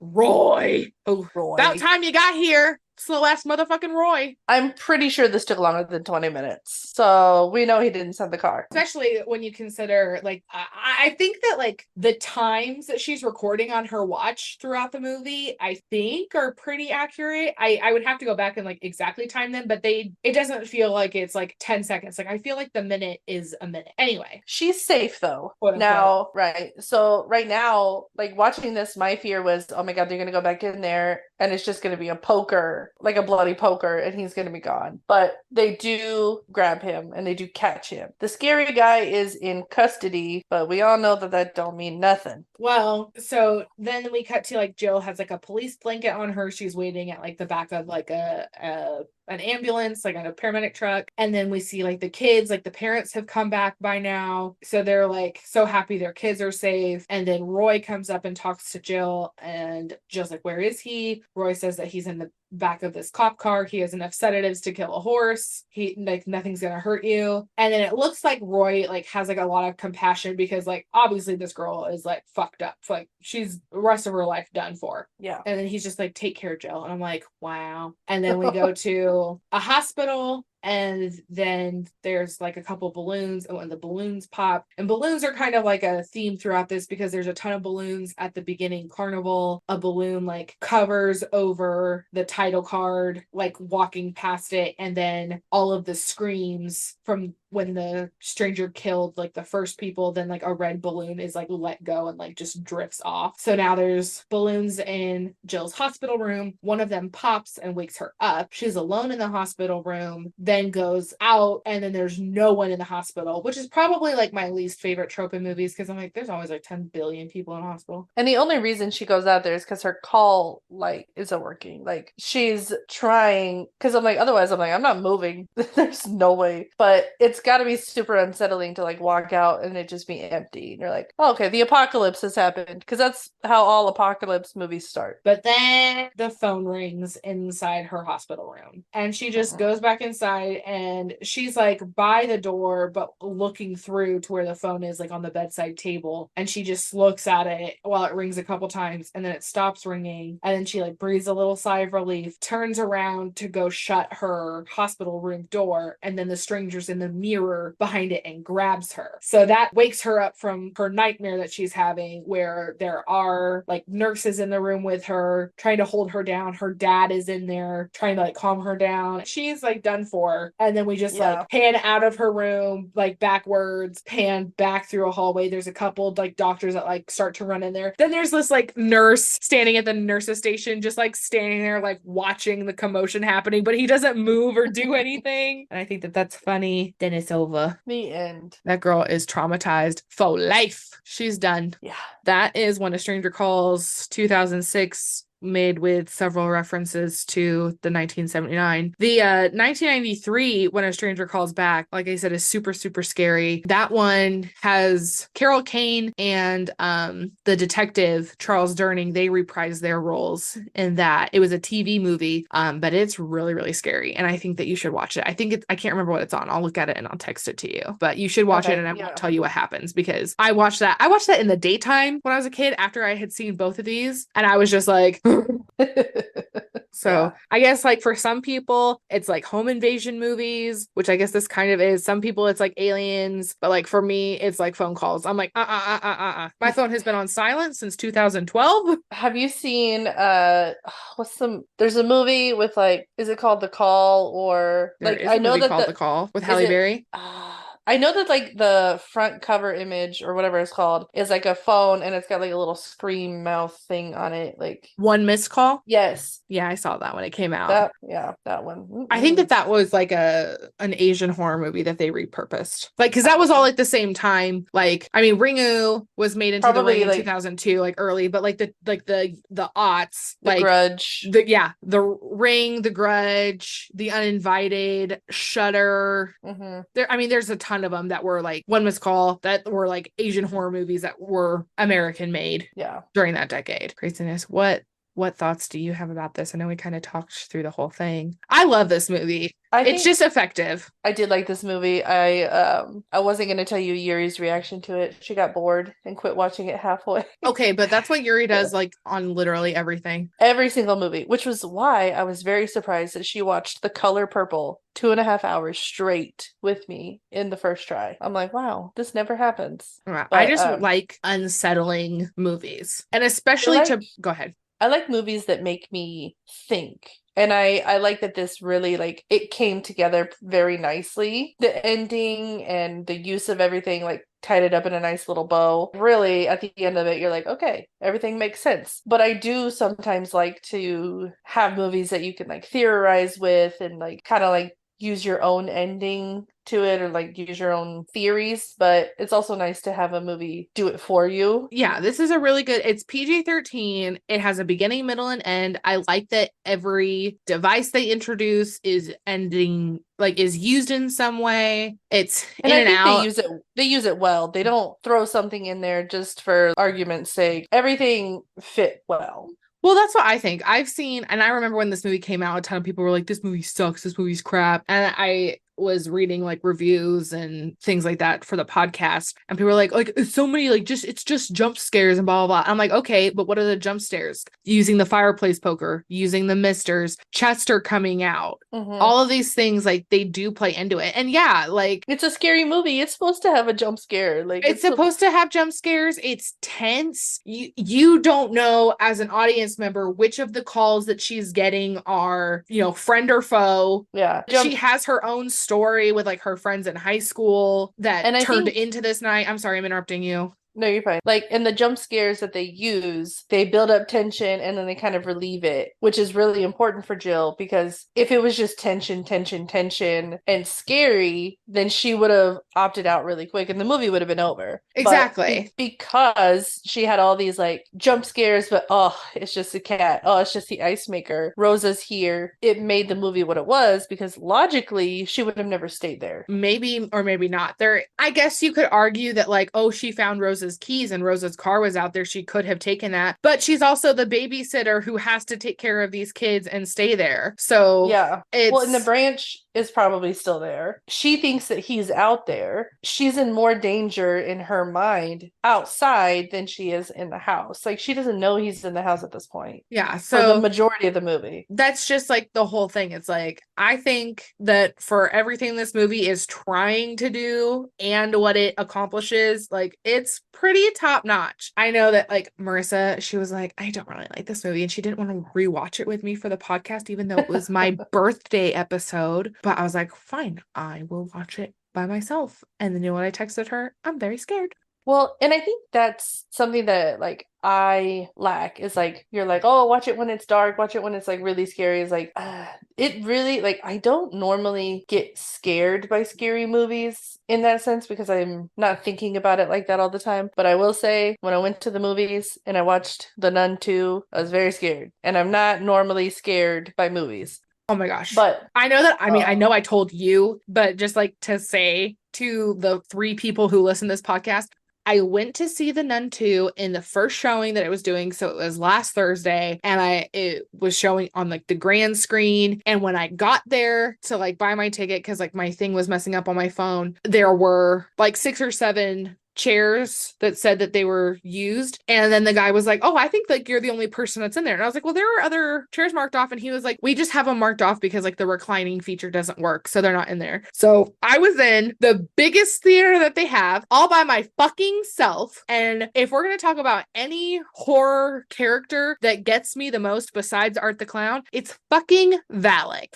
So I was in there and I was like, ooh, ah! And then I had to get on my phone a couple times and I have like the tightest theater etiquette. I don't talk. I hardly breathe. I don't touch my phone, but I was so afraid and I kept like looking around me at some point because I've seen videos from like other people who went and saw The Nun, like previews and stuff where like there were like nun characters that like came out and like sat in the seats. And I was like, you know what? There's nobody here at 4:00 on a Thursday and these theater people know I'm the only one in here. What if they want to come and fuck with me right now?